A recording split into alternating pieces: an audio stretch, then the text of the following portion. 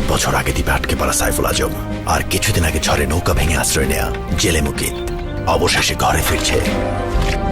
তোমার ভাবি তো সহ্য করতে পারবে না, আমাকে দেখে পাগল হয়ে যাবে। ভালোবাসা কাকে বলে দেখলেই বুঝবা। সাইফুল আজম মরহুম, এটা আমার নাম। তোমার ভাবির কান্না দেখে ইমোশনাল হয়ে যাও না।